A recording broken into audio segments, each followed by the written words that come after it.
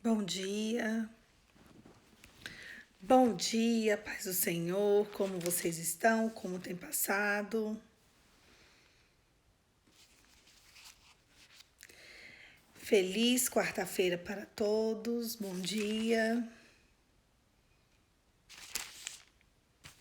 Hoje é o dia de Atos 3, Atos dos Apóstolos, capítulos 3. Esse foi o dia que o Senhor fez, vamos nos alegrar nele. Atos começa a contar a história dos discípulos depois da subida de Jesus. Ontem a gente viu como que aconteceu do dia do Espírito Santo, do Pentecostes, Pedro pregando, pessoas se convertendo e como eles comungavam. E hoje nós vamos começar a ver os milagres dos apóstolos. Capítulo 3. A cura de um mendigo aleijado. Certo dia, Pedro e João estavam subindo ao templo na hora da oração. Às 3 horas da tarde, estava sendo levado para a porta do templo chamada Formosa, um aleijado de nascença, que ali era colocado todos os dias para pedir esmolas aos que entravam no templo. Vendo que Pedro e João estavam a entrar no pátio do templo, pediu-lhes esmola. Pedro e João olharam para ele e falaram: Olhe para nós. O homem olhou para eles com atenção, esperando receber-lhes alguma coisa. Disse Pedro: Não tenho prata nem ouro, mas o que eu tenho te dou. Em nome de Jesus de Nazaré, ande. Segurando pela mão direita, ajudou-o a levantar e imediatamente os pés e os tornozelos do homem ficaram firmes. De um salto pôs-se em pé e começou a andar. Depois entrou com eles no pátio do templo, andando e saltando e louvando a Deus. Quando todo o povo o viu andando e louvando a Deus, reconheceu que era mesmo o homem que costumava mendigar sentado à porta do templo, chamada Formosa. Todos ficaram perplexos e muito admirados com o que tinha acontecido. A pregação de Pedro no templo. Apegando-se o mendigo a Pedro e João, todo o povo ficou maravilhado e correu até eles no lugar chamado Pórtico de Salomão. Vendo isso, Pedro lhes disse: Israelitas, por que isso te surpreende? Por que vocês estão olhando para nós como se tivéssemos feito este homem andar por nosso próprio poder ou piedade? O Deus de Abraão, de Isaque e de Jacó, o Deus dos nossos antepassados, glorificou o seu servo Jesus, a quem vocês entregaram para ser morto e negaram perante Pilatos. Embora ele tivesse decidido soltá-lo, vocês negaram publicamente o santo e o justo e pediram-lhe que fosse libertado um assassino. Vocês mataram o autor da vida, mas Deus ressuscitou dos mortos e nós somos testemunhas disso. Pela fé, em nome de Jesus, em nome dele, curou o homem que vocês veem e o conhecem. A fé que vem por meio dele lhes deu esta saúde perfeita, como todos podem ver. Agora, irmãos, eu sei que vocês agiram por ignorância, bem com seus líderes, mas foi assim que Deus cumpriu o que tinha prometido e predito a todos os profetas, dizendo que o seu Cristo haveria de sofrer. Arrependam-se, pois, e voltem para Deus, para os que os pecadores, seus pecados sejam cancelados, para que venha um tempo de descanso da parte do Senhor e ele mande Cristo para o qual lhes foi designado Jesus. É necessário que ele permaneça no céu até que chegue o tempo em que Deus restaurará todas as coisas, como falou há muito tempo por meio dos teus profetas. Pois Moisés, o Senhor Deus lhe disse: levantará dentre seus irmãos um profeta como eu. Ouçam-no em tudo o que ele lhes disser Quem não ouvir este profeta será eliminado do meio do teu povo. De fato, todos os profetas de Samuel, diante um por um, falaram e predisseram estes dias.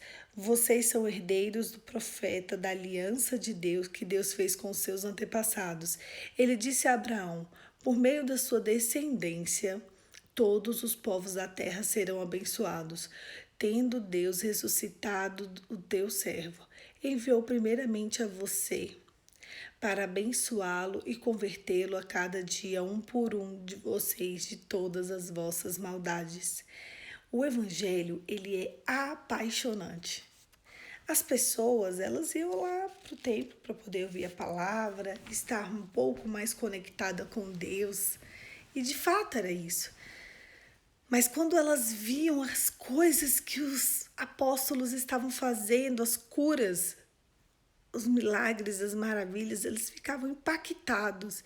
E ele falava: vocês não precisavam de se impactar tanto, porque os nossos profetas e os nossos antepassados já falavam que Jesus viria.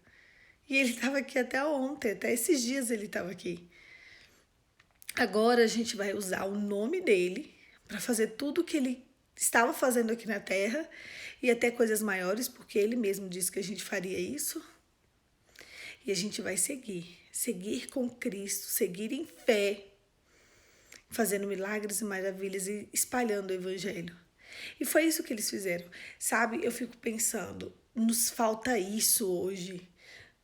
Nos falta crer ao ponto de viver milagres em todo culto.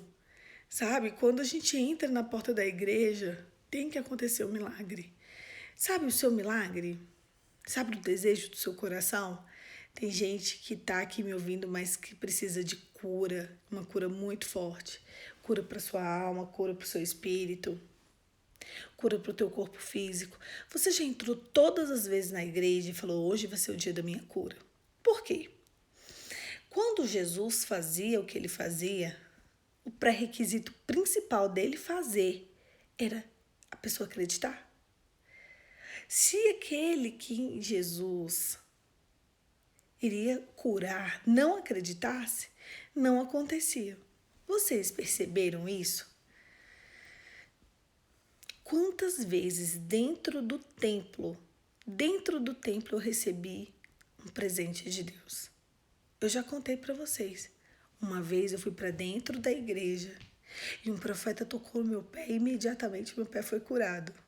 Imediatamente. Outra vez eu fui para dentro do templo no dia da prova da OAB e a palavra que liberou minha vida veio do altar. Não veio direcionada para mim: Poliana, assim te diz o Senhor. Não veio. Mas o Espírito Santo disse assim: a palavra que vai liberar a sua vida vai ser solta agora na boca do seu pastor. Presta atenção. E o pastor disse: irmãos, eu não sei para quem eu estou dizendo isso, mas não se preocupe, vai dar tudo certo, pode ir. A gente precisa entrar dentro da presença de Deus realmente acreditando. O que esse século fez com a gente? Ele retirou a nossa fé. Sabe, a gente crê, mas diante das circunstâncias que estão tão difíceis, tão desafiadoras, a gente passa a não crer. Toda vez que você crê, você está ali na sala de espera de Deus. Toda vez que você passa a não acreditar, porque as circunstâncias estão muito desafiadoras, você sai da sala de espera e você volta para o deserto. É isso que eu e você queremos? Não. O princípio principal de tudo é crer. Havia um homem que estava 38 anos. É mais do que eu tenho de idade. Na beira do poço de Betsaida. Meu Deus, 38 anos. 38 anos no mesmo lugar é porque a pessoa cria, né? É porque às vezes a gente fala que crê. A gente até quer crer. Não é? A gente até quer. Mas o que acontece? As circunstâncias estão tão esmagadoras, que o inimigo da nossa alma rouba aquilo de que é mais precioso que tem na nossa vida. Não pode. Se você acredita na palavra, se você acredita nas escrituras, se você acredita que o Senhor é galardoador daqueles que nele esperam, qual o motivo de não crer? A falta de fé, ela é uma das características do inimigo da sua alma. Eu assisti um filme recentemente, eu já tinha assistido ele, já tinha sido muito impactada, e aí eu decidi assistir novamente. O nome dele é O Pelegrino. O livro, na verdade, é um dos livros mais vendidos no mundo. Ele é muito forte. Se eu fosse vocês, eu assistiria. E tem uma parte do filme, porque o filme se passa no mundo espiritual. Isso mesmo. Toda vez que você crê, você entra na sala de espera de Deus. E no filme, as pessoas eram chamadas pelo seu nome espiritual. Então, um era o cristão, outro era a fé, outro era a inveja, outro era, sei lá, o amor, enfim, assim foi indo. Tem uma parte do filme que tem o cristão é o ator principal do filme, e ele tem dois amigos no início. Um é chamado Pouca Fé e o outro é chamado Astúcia, um negócio assim. E aí, daqui a pouquinho, vem um inimigo, os demônios mesmo. Eles levam o Pouca Fé embora pro abismo. Do nada. E o cristão fica assim sem saber, sabe? Mas ele não tinha fé. Aí logo vem o entendimento. Não, ele até tinha fé, mas ele tinha pouca fé. E não adianta você ter pouca fé, sabe? A gente precisa entender que no mundo a gente vai ter aflição. É porque esse mundo conectado, digital, parece que as coisas estão assim, ó, a um clique de distância. E as coisas de Deus não são assim.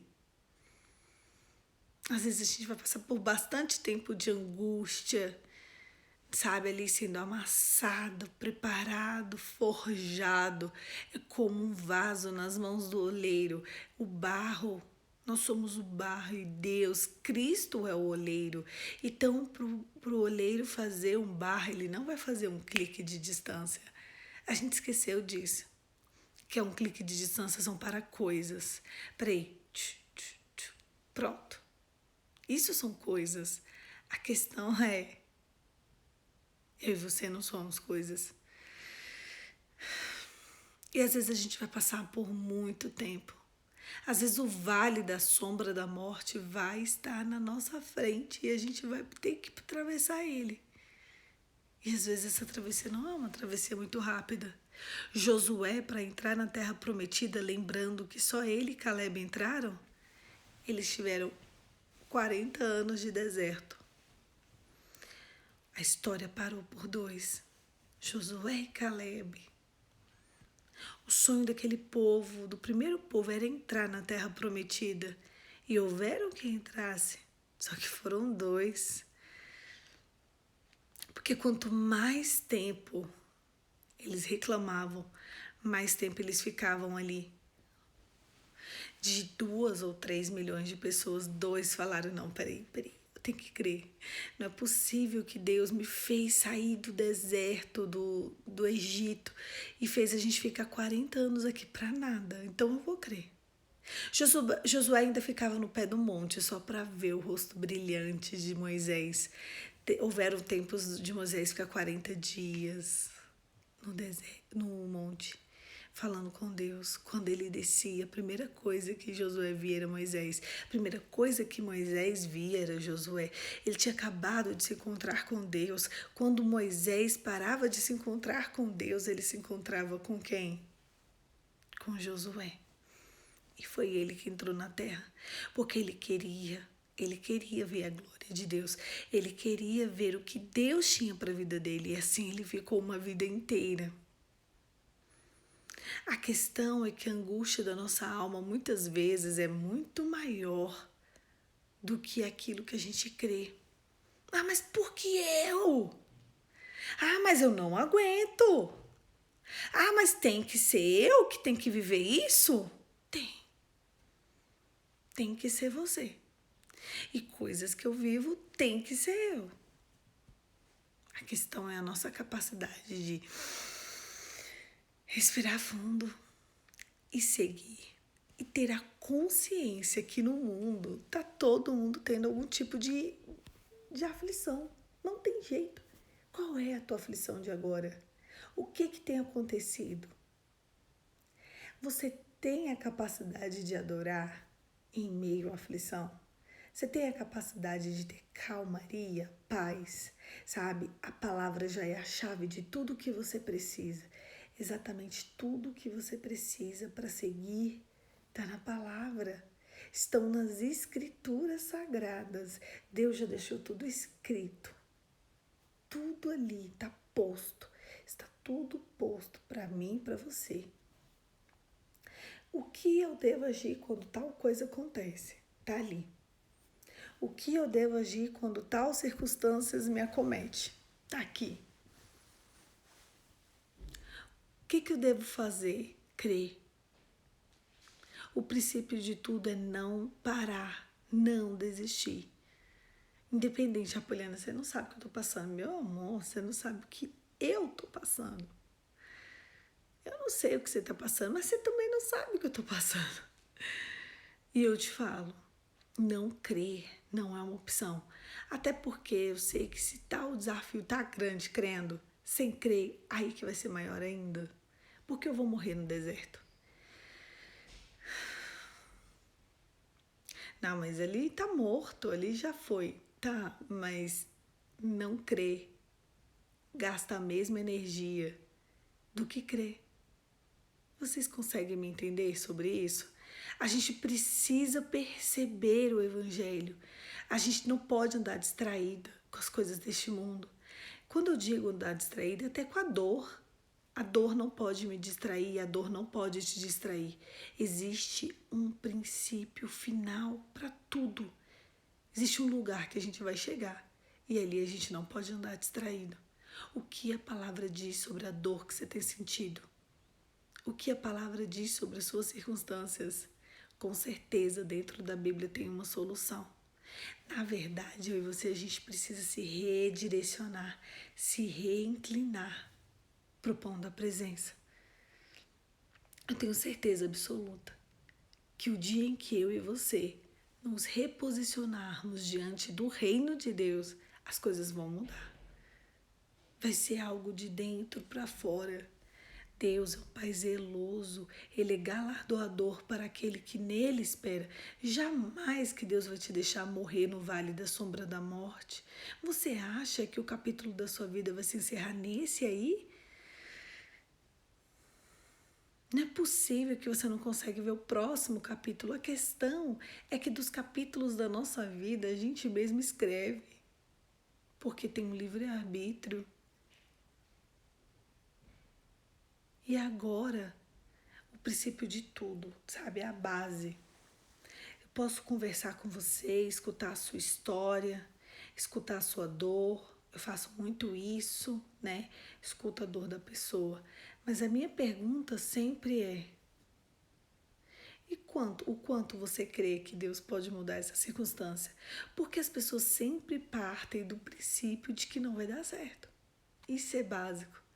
Elas sempre partem do princípio de que aquilo ali é definitivo, sabe? Elas sempre partem do princípio de que não vai rolar. Como vai ser minha vida desse jeito que tá? Por que você não pode pensar como vai ser minha vida muito melhor do que tá? As circunstâncias não afogam só você, ela afoga todo mundo. Ixi, coloquei um coraçãozinho ali. As circunstâncias, ela afoga a mim, ela afoga você. Não é só você. Um dia que você parar para pensar e começar a projetar os teus pensamentos, a tua mente, a tua estrutura física, o teu coração, para a parte em que você crê, para a parte em que Deus vai fazer um milagre, porque você acreditou. Nossa, Deus pode fazer um milagre só porque eu vou passar um tempão acreditando. Gente, eu li tantas palavras, tantas coisas. Eu li tantos milagres de Cristo falando. Você crê? Creio. Pá, seja curado. Você crê? Creio. Pá, receba. Você crê? Creio. Vem. Você crê? Creio. Vai para fora. Você crê? Creio. Creio. Creio. A história era crer. Começa a ver a tua vida, o teu mundo e as tuas circunstâncias por outra perspectiva. Eu tenho certeza absoluta que em pouco tempo você entra na Terra Prometida. Porque o princípio de você entrar na Terra Prometida não é estar no deserto, é estar na sala de espera de Deus. Porque é o seguinte, presta atenção, vou usar Caleb e Josué, que a gente está falando deles. Josué, todos os dias, 40 anos, o Moisés subia para falar com Deus no monte, ele ficava no pé. Então ele estava ali, ó, em contato com a glória de Deus, em contato com a grandeza de Deus. Ele via o que Deus era capaz de fazer. Então o corpo dele até estava no deserto, mas o coração e a mente, o espírito e a alma não. Entendem?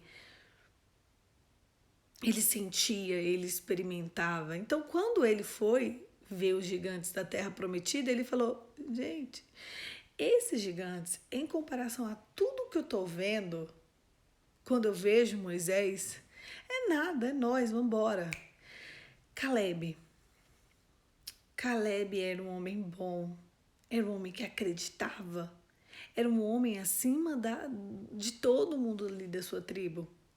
Ele era amigo de Josué. Olha, ele era impactado pela glória de Deus que vinha de Josué. Então ele era totalmente influenciado por Josué. Então quando eles vão, todo mundo vê o quê? Os 10 eram 12 espias para vigiar a terra. Quando eles chegaram na terra prometida, o que eles viram? Eles viram circunstâncias, eles viram desafios. Eles viram, não, muito difícil, nem vamos disso aqui não. Não. Só que Deus tinha uma promessa. A minha pergunta para você é, diante das suas circunstâncias, qual é a promessa que Deus tem para você? Ah, Poliana, nem sei. Lê a Bíblia que ali tem 1 milhão de promessas para você. Peraí, se Deus promete uma família, vamos pro começo, minha família está indo por água abaixo. A promessa de Deus é uma família restaurada. Então, no que eu tenho que crer? Não é tão difícil adivinhar, não é tão difícil entender. Nossa, eu tô muito doente. Meu Deus, eu tô muito doente, Poliana. Poliana, sou a pessoa mais doente deste seu Instagram. E o que Jesus promete para cada doença? Cura. Não, Poliana, eu tô 20 anos doente. O que Jesus promete? Poliana, eu tô há 30 anos doente. O que Jesus promete?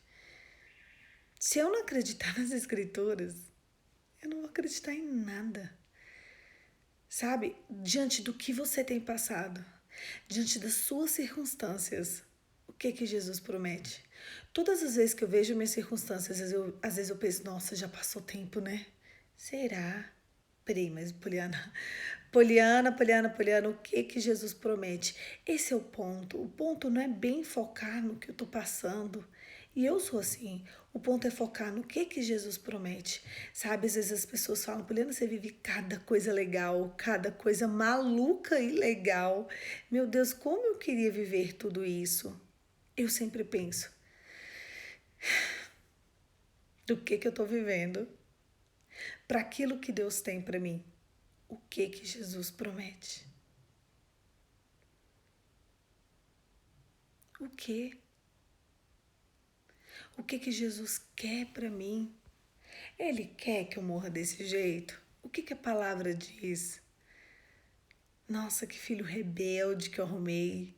Que filho desobediente esse que eu arrumei. Não arrumei esse menino, não. Não fui eu, não. O que aconteceu? Que presente de grego foi esse? Meu Deus, quantos sacrifícios. Calma. Eu quero saber o que a palavra te promete em relação ao seu filho. A questão é que a gente se esquece do poder das palavras e do poder de crer. Vocês já leram Gênesis 1? E a terra era sem forma e vazia, e o Espírito de Deus vagava sobre a terra. E disse Deus, que haja. Aí começou a ver algumas coisas. Isso, aí houve. Que disse Deus? Ele fala umas 10 ou 11 vezes que haja tal coisa. Aí houve. Que haja tal coisa. E ele foi criando o mundo inteiro através da palavra. E Deus se abaixou, se inclinou ao solo, fez o formato vindo dele mesmo, de barro, e criou o homem à sua imagem e semelhança. E depois ele viu que não era bom que o homem andasse só e criou-lhe uma ajudadora. Fez Abraão repousar-se em um sono profundo, das suas costelas, das suas entranhas, tirou um pedaço e fez a mulher. Ossos dos teus ossos, carne da tua carne. E o que a palavra diz? Esse é o ponto. O mundo inteiro foi feito por uma palavra. A única coisa que não foi feito por palavra fui eu e você. O resto, tudo foi palavra. Ele só disse para as coisas acontecerem, ele só disse. Então, para o que você quer, é só dizer. Sabe? Nossa, então você está querendo dizer que é uma vara de condão? Que vai... Não, você vai ficar na aflição. Nossa, obrigada, Poliana. Não, de nada. Todos estamos. Mas entre crer e não crer, exerce a mesma força, só que não crer não vai adiantar. Crer é o princípio para você estar exposto ao milagre. Não é crer, ficar ansioso e querer ficar depressivo porque não aconteceu. Existem coisas que eu tenho 20 anos que eu estou pedindo para Deus. Vocês acreditam? Eu tenho 34. Tem coisas que eu vivo 20 anos de espera. E aquilo que eu vivo 20 anos de espera, eu digo hoje a vocês, a minha energia, a minha força, a minha crença, a minha fé, é como quando eu tinha 14 anos. Existem desejos no meu coração que eu quero viver, já tem 15 anos, já tem 10 anos. Existem coisas que eu quero viver há 5 anos, há 1 ano. E em todas elas eu afirmo para você, a minha força e a minha energia é como quando eu comecei a crer. Quando Josué foi entrar na terra, ou foi Josué, foi Caleb, gente, agora me deu um passamento. Alguém virou para ele e falou assim, você tá velho? E ele tinha 80 anos, ou tinha 84, 82, um negócio assim. Ele falou assim, pesquisei para mim se foi Josué ou Caleb que falou isso. A minha força é como quando eu era um jovem. Era como quando eu saí do Egito. Era como quando eu tinha 40 anos. Eu tenho muita energia. Eu posso sim entrar na terra. Quando foi para eles entrarem, eles ainda tiveram que declarar que eles conseguiam. A minha pergunta hoje para você é: você consegue declarar em meio às cinzas? Você consegue declarar em meio ao pó? Tá tudo ruim. Você vai se descabelar ou você vai crer? Feche seus olhos e vamos orar. Pai, em nome de Jesus. O Senhor é aquele que faz nova todas as coisas. Entre crer e não crer, nos coloque no rol daqueles que creem.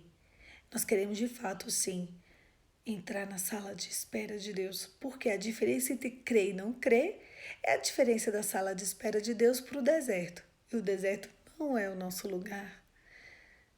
O deserto é lugar de murmuradores, é lugar de gente que morre à espera da promessa. No deserto, as pessoas morreram. Ficaram e morreram. Até Moisés, que liderou o povo, morreu. Essa não sou eu e essa não é meu amigo. Esse não é meu amigo. Nós somos aqueles que creem, nós somos gerações de Josué, de Caleb. Nós somos aqueles que, independente das circunstâncias, a gente vai ficar no pé do monte só para ver a glória de Deus resplandecer sobre o povo. Eu sei que está todo mundo triste. Eu sei que tá todo mundo sem fé, sem acreditar diante das circunstâncias, mas eu tô aqui para te dizer, Senhor, se o Senhor tiver que achar um coração, acha o meu. Se o Senhor tiver que achar um coração, acha o coração do meu amigo dessa live, porque a gente crê. E não é por conta da gente nem das circunstâncias, é por causa do sangue de Jesus. Em nome de Jesus, amém. Mude as tuas perspectivas. A gente realmente precisa ver as nossas circunstâncias e ver direitinho o que Deus promete, o que Jesus te promete diante das suas circunstâncias. Isso é andar pela fé. Moisés, Abraão se fortalecia dando glória a Deus. Quantos glória a Deus você vai precisar dar durante o seu dia, só para você não deixar de crer? Pense nisso. Um beijo, fique com Deus e até amanhã.